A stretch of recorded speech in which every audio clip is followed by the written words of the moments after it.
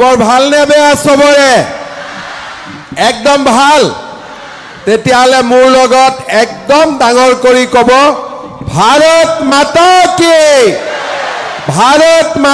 কি নৰেন্দ্ৰ মোদী জেপি নাড্ডা অমিত শাহ দিলীপ শইকীয়া বন্দে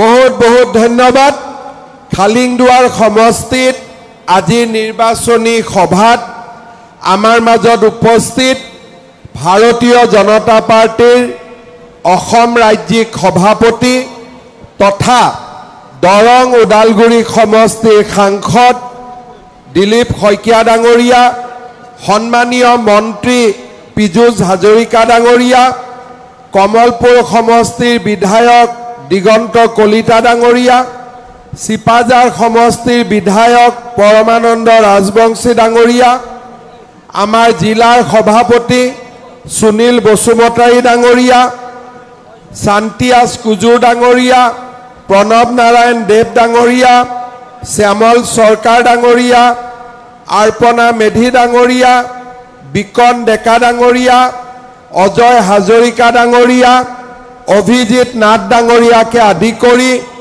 মঞ্চত উপস্থিত আমাৰ দলৰ নেতৃবৃন্দ আজিৰ সভাত উপস্থিত আই মাতৃসকল যুৱক যুৱতী বন্ধু বান্ধৱীসকল আৰু মোৰ শ্ৰদ্ধাৰ সুধীবৃন্দ পোন প্ৰথমে আজিৰ আমাৰ এই সভাত বৰষুণকো নেওচি বতৰ বেয়া ফিল্ডত বোকা হৈ আছে তথাপিতো আপোনালোকে ইমান ধুনীয়াকৈ আমাৰ সভালৈ আহিছে মই সকলোকে মোৰ নমস্কাৰ আৰু কৃতজ্ঞতা জনাইছো শ্ৰদ্ধাৰ ৰাইজ আপোনালোকৰ উপস্থিতিয়ে আমাক সাহস দিয়ে আপোনালোকৰ শক্তিয়ে আমাক শক্তি প্ৰদান কৰে আৰু আপোনালোকৰ উপস্থিতিয়ে আমাক প্ৰেৰণা প্ৰদান কৰে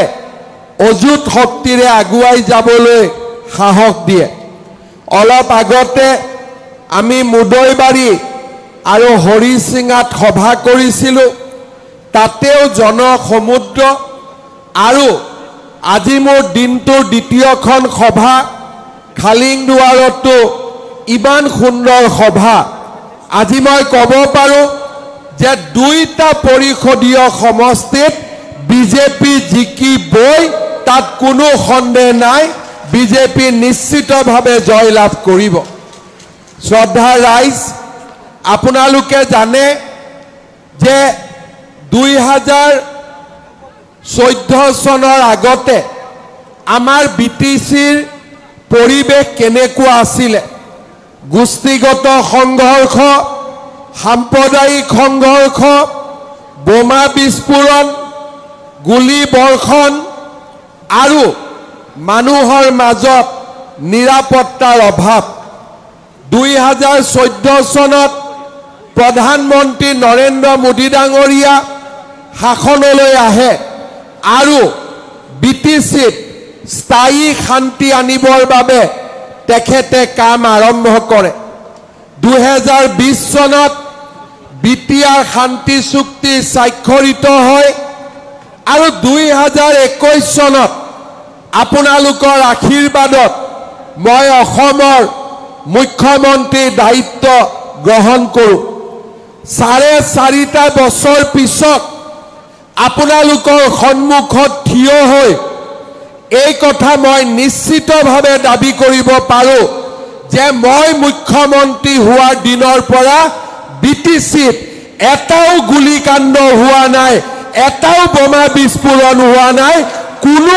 ধৰণৰ ইয়াতে অশান্তিৰ সৃষ্টি হোৱা নাই প্ৰথম 5 বছৰ আমাৰ লক্ষ্য আছিল বিটিচিলৈ শান্তি আহিব লাগে আজি আমাৰ এই খালিংদুৱাৰ সমষ্টি এই সমষ্টিত আমাৰ বড়ো ৰাইজে বাস কৰে অসমীয়া ভাষী ৰাইজ আছে বঙালী ভাষী ৰাইজ আছে ৰাভা আদিবাসী ৰাইজ আছে, মুছলমান সমাজৰ ৰাইজ আছে, গোৰ্খা আছে, বিভিন্ন জাতি উপজাতিৰে আমাৰ খালিংদুৱাৰ সমষ্টি আৰু বিটিআৰ নিৰ্মাণ হৈছে।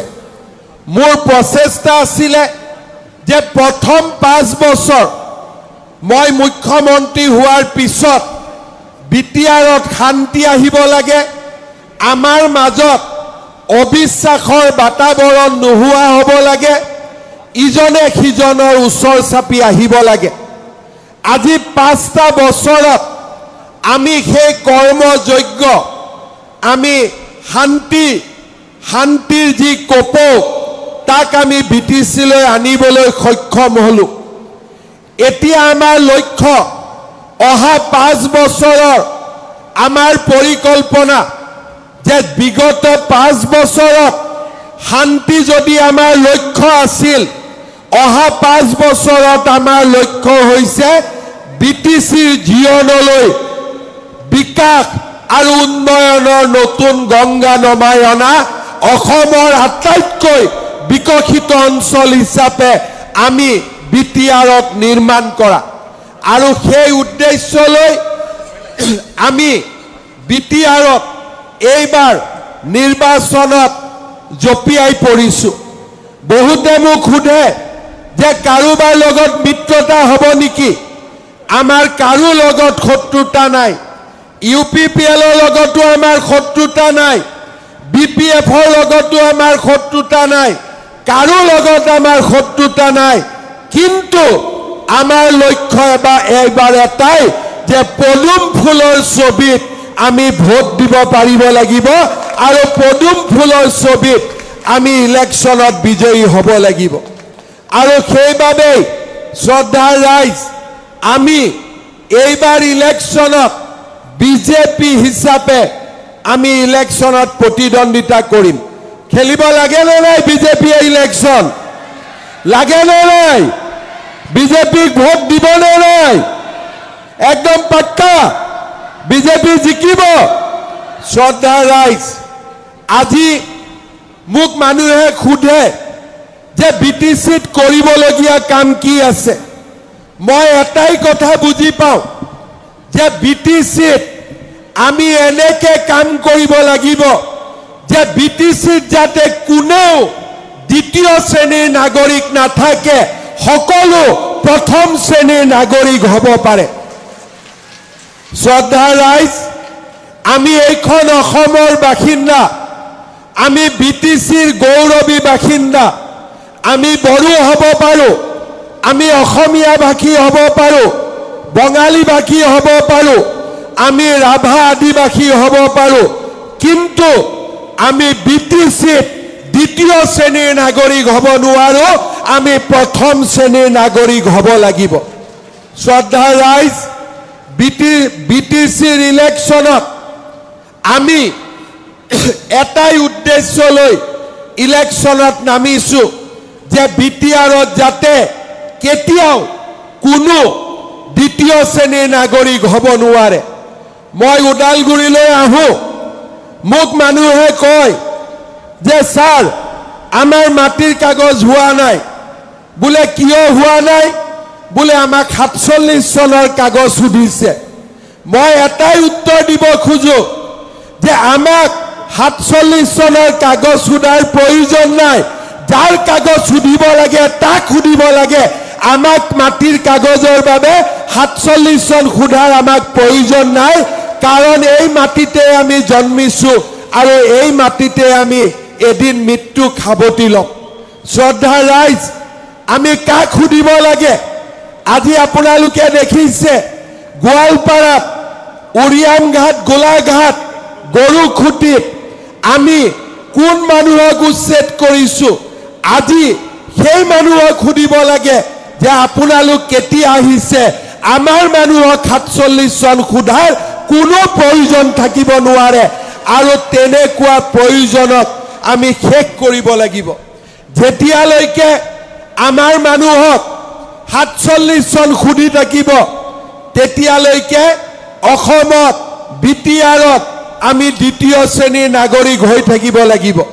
আমাৰ এটাই কথা, অসমীয়া, ভাৰতীয়, বঙালী, হিন্দীভাষী, বড়ো, ৰাভা, কছাৰী আমি সকলোৱে বুজি পাব লাগিব অসমৰ শত্ৰু কোন।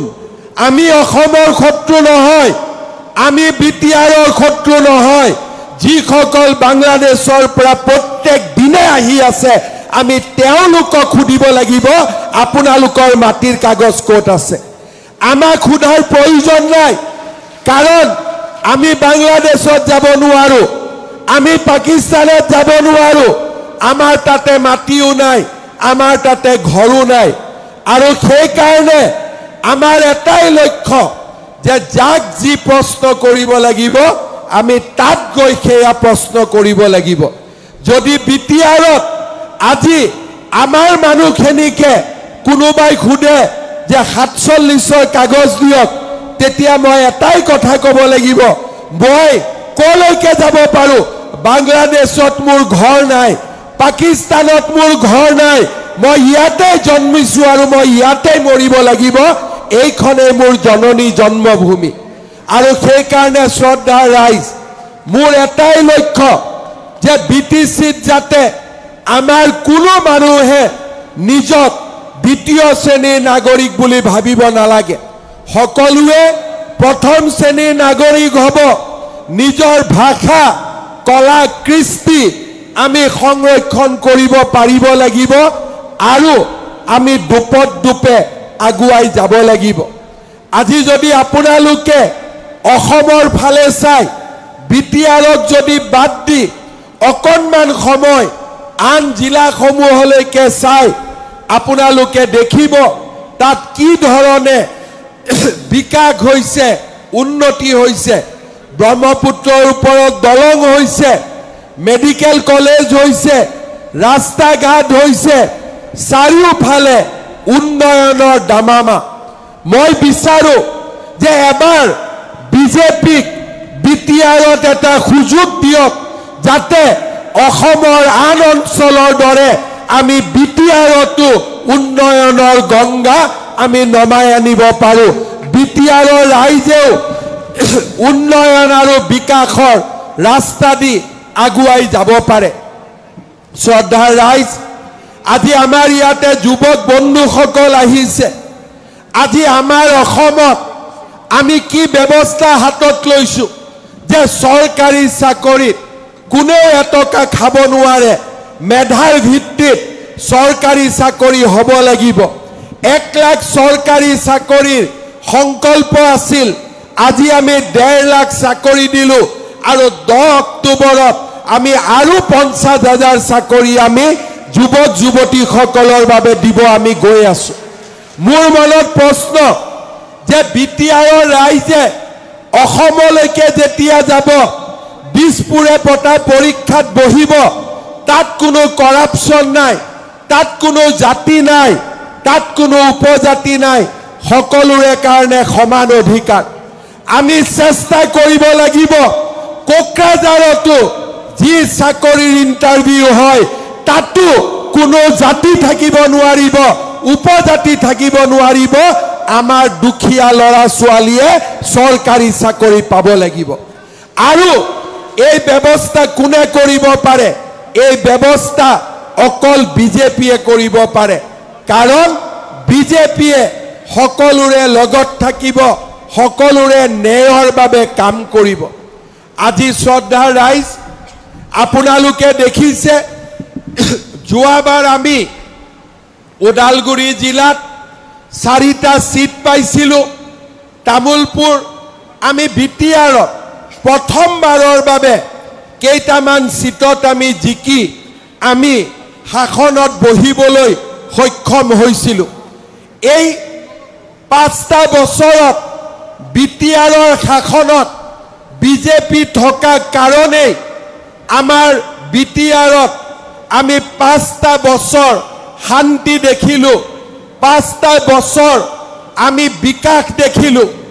এইবাৰ যদি আপোনালোকে বিজেপিক ওদালগুৰিৰ 9টা সিটৰ 9টাতে জিকাই পঠিয়াই দিয়ে, আমি আৰু বেছি শক্তিশালী ভূমিকা লৈ বিটিআৰৰ কল্যাণৰ কাৰণে আমি কাম কৰিব পাৰিম কাৰণ বিটিআৰক এনেকুৱা এখন চৰকাৰ লাগে যাত জোৰ পৰা দিল্লীৰো সমৰ্থন থাকিব দিছপুৰৰো সমৰ্থন থাকিব আৰু বিটিআৰৰ ৰাইজে উন্নয়নৰ নতুন দিগন্তলৈ আগুৱাই যাব প্ৰধানমন্ত্ৰী ডাঙৰীয়াই যেতিয়া বিটিআৰৰ কল্পনা কৰিছিলে তেখেতে এটাই চিন্তা কৰিছিলে যে আজি মই গুৱাহাটীৰ মানুহ মই আহি ওদালগুৰিত মাটি কিনিব নোৱাৰো কিন্তু ওদালগুৰিৰ মানুহে ওদালগুৰিতো মাটি কিনিব পাৰে গুৱাহাটীতো মাটি কিনিব পাৰে মই ডিব্ৰুগড় জিলাত থাকো মই কোকৰাঝাৰত বিটিচিৰ চাকৰিত মই আবেদন নকৰো কিন্তু বিটিআৰৰ ৰাইজে ওদালগুৰিৰ তামুলপুৰত চাকৰি উলালেও আবেদন কৰিব আৰু গুৱাহাটীত চাকৰি উলালেও আবেদন কৰিব তাৰ মানে বিটিআৰৰ ৰাইজ বিটিআৰৰ পৰা উপকৃত হ'ব দিছপুৰৰ পৰা উপকৃত হ'ব দিল্লীৰ পৰা উপকৃত হ'ব এই কাম কেতিয়া সম্ভৱ হ'ব যেতিয়া বিজেপি দল শক্তিশালী হ'ব বিটিআৰৰ যুৱক যুৱতীৰ বাবে চাৰিওফালে সুযোগ আৰু সুবিধা বৃদ্ধি হ'ব এখন নতুন বিটিআৰ নিৰ্মাণ হ'ব আৰু আমি সকলোৱে সমান সুবিধা আৰু সমান লক্ষ্যৰে আগুৱাই যাবলৈ আমি সক্ষম হ'ম শ্ৰদ্ধা ৰাইজ যোৱাবাৰ এই খালিংদুৱাৰ সিটটো আমি মাত্ৰ 1200 ভোটত আমি হাৰিবলগীয়া হৈছিল যোৱাবাৰ বিটিআৰৰ 11-12টা সিট আমি 1700 ভোটত আমি হাৰিছিলো কিয় ৰাইজে বিশ্বাস কৰা নাছিল যে বিজেপিয়ে সিৰিয়াসলি ইলেকশন উঠিছে এইবাৰ আমি আপোনালোকক একেবাৰে নিশ্চিতভাৱে ক'ব খুজিছো যে আমি বিটিআৰত সিৰিয়াসলি ইলেকশন খেলিম আমি জিকিবৰ কাৰণে ইলেকশন খেলিম ইলেকশন খেলাৰ কাৰণে আমি ইলেকশন নেখেলো আমি ইলেকশন জিকিবৰ বাবে ইলেকশন খেলিম বহুতে কয় স্যাৰ ইলেকশন খেলিব নেকি মোৰ উত্তৰ অকল নেখেলো জিকিমু আৰু জিকিবৰ কাৰণে আমি ইলেকশন উঠিম আৰু সেই কাৰণে মই আমাৰ কাৰ্যকৰ্তা সকলক আহ্বান জনাম খেলিবৰ কাৰণে ইলেকশন নেখেলিব কিহৰ কাৰণে ইলেকশন খেলিব কিহৰ কাৰণে ইলেকশন খেলিব একেবাৰে শেষৰ ফালে কক কিহৰ কাৰণে ইলেকশন খেলিব জিকিবৰ কাৰণে ইলেকশন খেলিব আগত আমি যিয়ে কথা আমি কৈছিলো তাক আমি পালন কৰিছিলো আৰু